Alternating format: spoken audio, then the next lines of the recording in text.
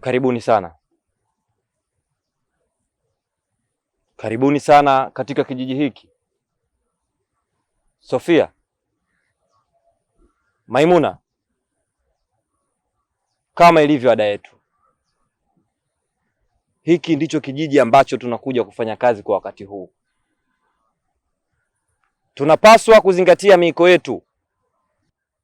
Mnatakiwa kunitii mimi na mimi natakiwa kuwatii nyinyi. Kwa pamoja tunafanyaje? Tunatiana. Sahihi kabisa. Sasa basi, sihitaji mtu yoyote kwenda kinyume na matakwa yangu. Tunaelewana vizuri? Kazi yetu ya kwanza, kuna vijana hawa. Vijana hawa msiende mkawadhuru, ila inabidi mkawashikishe adabu, kwa sababu wamenifanyia tabia za kijeuri, tabia za kifedhuli. Wameuchukua mkoba wangu wa kazi. Hivyo basi, nendeni mkawatie adabu. Kazi ya pili, tunatakiwa kuhakikisha wachawi wote katika kijiji hiki cha Ukuni wanaondoka kama alivyoondoka Firauni. Tumeelewana? Sofia, Maimuna, sasa mnaweza kwenda kwa amani.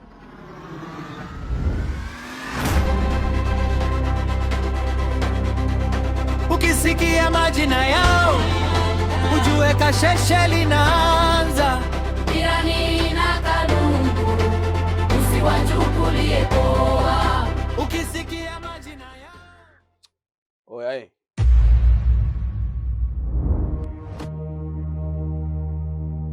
ile begi lipo wapi? Mbona silioni kule ndani? Begi? Begi gani? Hapo sijitoa ufahamu. Sile begi tumemkaba yule mshikaji kule.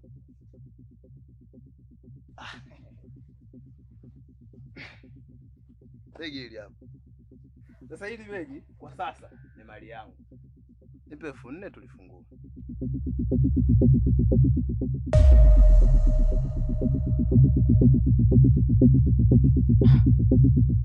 Kwa hiyo begi umekuja uko nalo nje?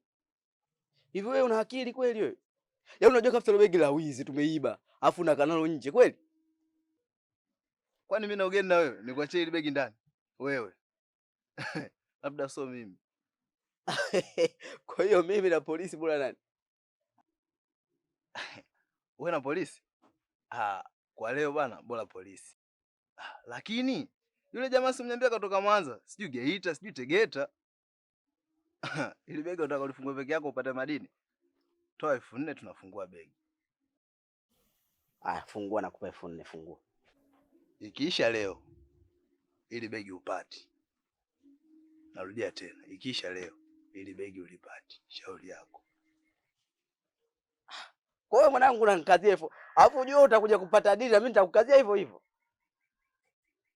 Tulia. Haina noma. Wewe shida si 4,000. Na nilikuwa nimekuona afisa jana ulikuwa upo serious. Ndio maana nimekuacha mbona 4,000. 4,000 kama 4,000. Sasa wewe si una roho ya kukunja. Tulia. Chukua hiyo hapo.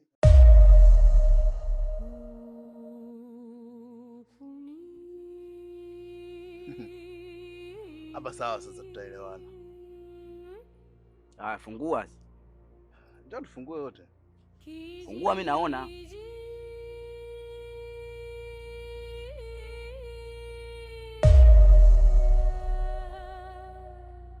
Nini?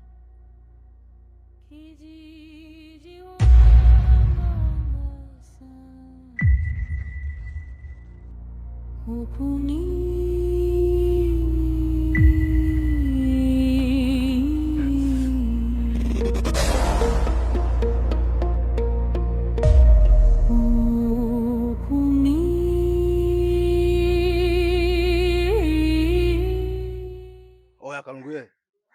Huu msala. Sio msala, ni msalaba. Unaunguza kama chungu. Madini. Udadeki. Chukua mwenyewe baba, mimi sitaki. Beba na hilo furushi lako. We. Kwa unansosia mibegi. Hapo tunatakiwa tujue tunafanyaje. Unamsosia mimi ili iweje? Kwa moto huo unafanyaje na nani huo moto? Baba wewe chukua. Muone huyu. Hivi wewe singekuwa hela ungenisusia begi. Mimi nimekaa nalo sana. Sitoka jana nipo nalo nazunguka nalo hili. Ili leo baba la kwako.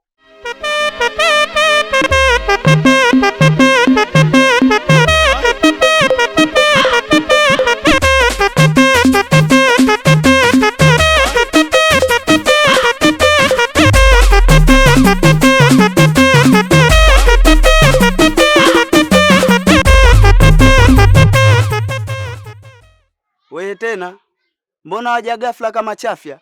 Alafu hata sina miadi na wewe hapa geto. Zashen, kumbe wewe ni mchawi. Kijiji cha wachawi. Yaani ufanani kabisa na mambo yako. Mkaka mzuri mwenyewe ni samboy, yani kazi kurukaruka tu. Kilichonileta hapa, nataka uniambie, ni kwa nini unataka kuniingiza kwenye chama chenu cha uchawi? Muoneni huyu. Mpaka tumetaka kukuingiza kwenye chama, shukuru. Tulikuwa tukule nyama wewe. Mieli kuona wanoga umefika pale, wamekukataa. Wamesema wala hata unogi. Kwanza ukiwa mchawi, kila kitu kwako kinakuepuka. Popote unapotaka kwenda wewe unaenda. Umenielewa bibie? Kumbe wewe ndio ulikuwa mpango wenu. Kwa uwezo wa Mwenyezi Mungu, hapa hamna kafara na hamtashinda. Sawa? Wewe wajitia kiburi wewe. Basi mie taarifa nitaifikisha kule kwa kiongozi. Alafu utapambana nao na cha moto utakiona. Sikia.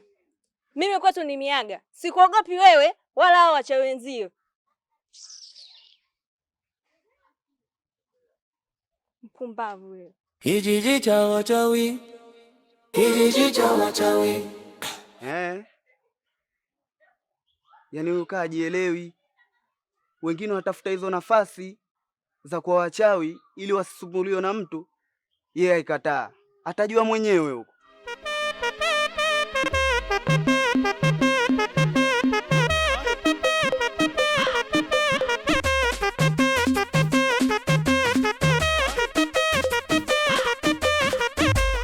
Karibu mdogo wangu Zinduna. Asante Dasisu. Sasa bwana, nimekuitia jambo moja tu hapa.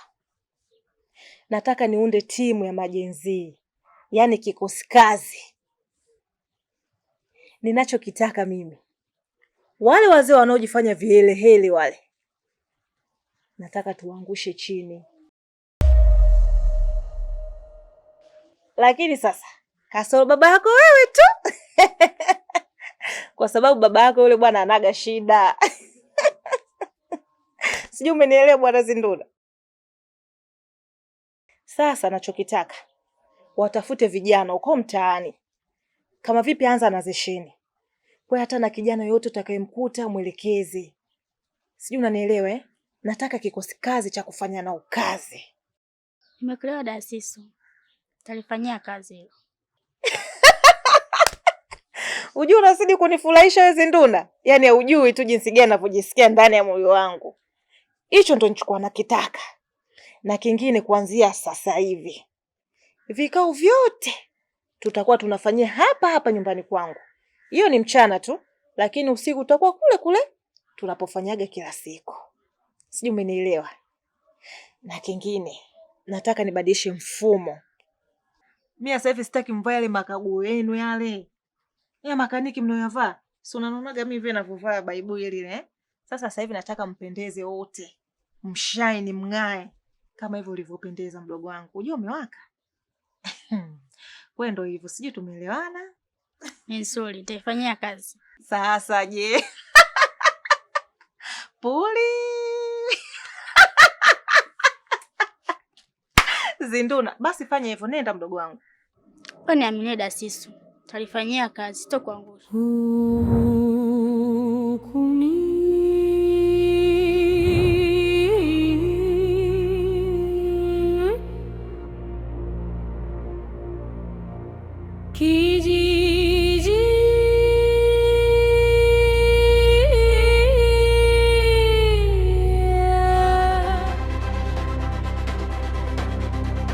Ukisikia majina yao ujue kasheshe linaanza. Jirani na kadungu, usiwachukulie poa. Ukisikia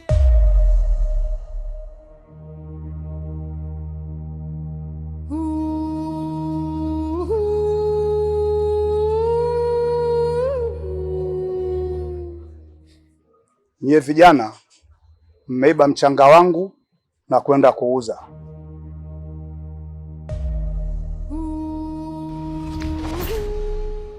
Sasa nawaambieni, nahitaji mniletee shilingi 50,000 leo.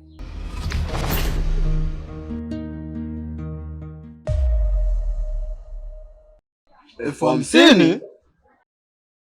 Si tumeuza 12,000 tu. Hata kama ukiuza shilingi 12,000, mimi ninachohitaji mnileteni shilingi 50,000. Nadhani mmenielewa. Mzee Kauzeni. Kakeli tu.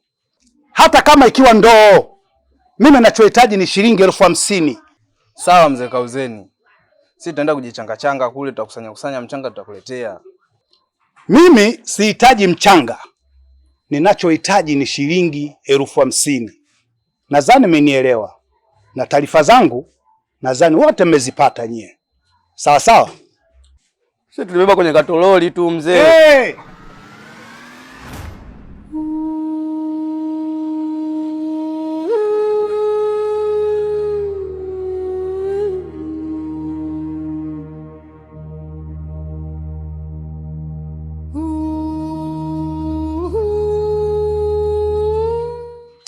Wewe.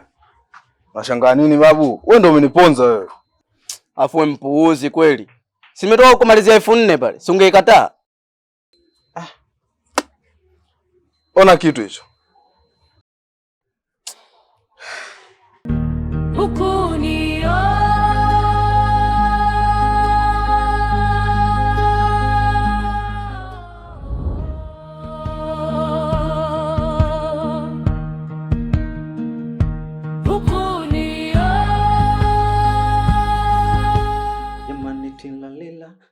tilalila nimelewa tilalila, jamani tilalila, mademo tilalila nimelewa tilalila, tilalila, jamani tilalila, majizi tilalila nimelewa tilalila.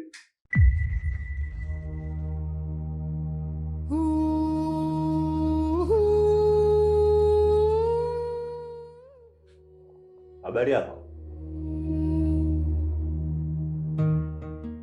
Karibu ofisini.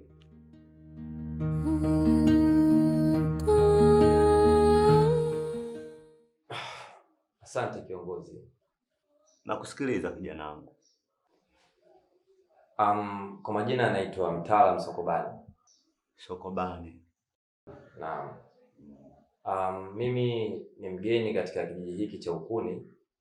Nimefika hapa jana na lengo kubwa nilikuwa nahitaji makazi katika kijiji hiki. Nahitaji kuanzisha maisha yangu, nifanye shughuli zangu katika kijiji hiki. Naam, kwa hivyo nikasema ni vizuri nifike katika mamlaka husika kwa ajili ya kuleta taarifa zangu ili kuweza kuomba sasa fursa ya kuweza kuwepo katika kijiji hiki. Labda mimi nikutoe tu wasiwasi. Mimi ndo katibu wa hii ofisi. Kwa jina wananiita Kijiko Mtembezi Matelefoni, mtu wa fashion. Sasa. Karibu sana kijana. Kwa hiyo umesema mgeni, na maana ulilala mazingira gani kama ni mgeni mazingira haya? Naam, mimi ni mgeni na nilipofika jana nililala guest. Umefikia guest? Hilo yetu hapa Kidimbwe nini? Kidimbwe lodge pale. Kijana wewe inaonekana ukula peke yako bwana, ulikuwa na mwenzio. Unajua kuna wageni wengine mmechangamka, yani mmegua duka fulani hivi. Au sio? Hapana kiongozi, unajua nilihitaji utulivu sana. Kwa hivyo nilikuwa nimelala peke yangu, lakini pia kutokana na ile hali ya upweke ndio maana nikasema basi wacha niende moja kwa moja nikatafute mahali ambapo naweza nikapata makazi yangu. Nikaona basi wacha na mimi nijichanganye na wenzangu ili niweze kuanzisha maisha yangu. Yaani kwenye kijiji hiki cha Ukuni wewe ndio unataka kuanzisha maisha? Nakupa pole yako kijana. mji mgumu. Hiki kijiji kinahitaji watu, yaani Uengilimaa, yaani utoke huko umejipanga. Sio kurupuka tu kurupu kwenye kijiji cha Ukuni uje uishi. Sikushauri hata kidogo ndugu yangu. Unajua kiongozi, kiukweli hali ngumu na miji kuwa migumu si hapa tu. Nafikiri ni miji yote iko hivyo hivyo. Na sisi wanaume kama unavyojua, sisi maisha popote. Sawa, hata huyo Msagasumu alisema mwanaume mashine, japokuwa asagi na la koboi. Sasa unapojitangazia eti mwanaume unaishi popote, kuna mazingira mengine mwanaume utakiwi kuishi. Mimi nakwambia kabisa. Ni kweli mkuu. Unajua kiongozi, una maneno mazuri sana. Nimependa sana kufahamiana na wewe, na ndio maana hata nikasema wacha nifike moja kwa moja hapa ili nione msaada gani ambao naweza nikaupata. Lakini kuna dada mmoja anaitwa Sisu. Mwenyeji wako Sisu? Wewe? Yule alikuwa ni mwenyeji wangu ambaye nilikutana naye kwa mara ya kwanza katika kijiji hiki wakati nafika, na aliniambia endapo nitakosa makazi basi nimtafute, kuna makazi mazuri tu kwa ajili yangu. Acha bwana. Sisu huyu ndio akakwambia maneno hayo? Ajabu. Asiyefaa kafaa. Yaani Sisu leo wako kusaidia wewe akubehifadhi. Amadi. Mbona maajabu haya? Unamaanisha nini kiongozi? Mimi ninapomjua yule mwanamke Mzandiki. Nikwambie tu, sikushauri wala usisubutu na wala usirogwe ukaenda ukasema ukapate hifadhi kwa Sisu. Nakwambia hivyo, mimi namjua vizuri, ni mwana wa kimji, tumekuwa naye hapa. Sikushauri hata kidogo. Lakini kiongozi, hakuna shida basi. Umeshaniambia Sisu sio mtu mzuri. Naweza nikapata mahali pengine ambapo pako salama zaidi? Yaani labda ungenielezea kwamba ni kuhifadhi nyumbani kwangu au kuna sehemu mwenyewe umeridhika napo unaona unaweza ukaendelea kwenda kuishi maisha hayo? Kiongozi, kwangu mimi urahisi ni huo. Endapo nitapapata hapo kwako pia ni jambo zuri, kwa sababu nitakuwa nipo karibu kabisa na kiongozi. Kwa hivyo mimi naamini hata mipango yangu itakuwa inaenda vizuri tu. Sasa mimi kwa upande wangu mimi kukuhifadhi inawezekana, ila kuna vitu mimi kidogo vitu vyangu sijui kama utaweza kuvistamilia, kwa sababu mwenyewe na kuna maisha ambayo nayaishi, lifestyle yangu ni ngumu sana kuishi na mtu baki. Mji wetu wanasema bwana, majumba yapo ni mengi, na nyumba yako muda mwingine unatembea nayo mwenyewe, uko nayo mfukoni. Kwa hiyo kama unataka nikupe mazingira ambayo unajua mimi ukiachana na shughuli hii pia kidogo najishughulisha na mambo ya udalali. Kwa hiyo kama utahitaji nyumba ya kuishi au ya kupanga, anyway naweza nikakupeleka. Ila kuna kitu kimoja, kama unataka kuishi katika mji kwanza, nataka nikuulize swali hili moja. Je, una kifua? Kifua nacho. Na una uhakika na unachokinena? Sahihi. Baba nakupa hiyo za ndani kabisa. Huu mji unawanga.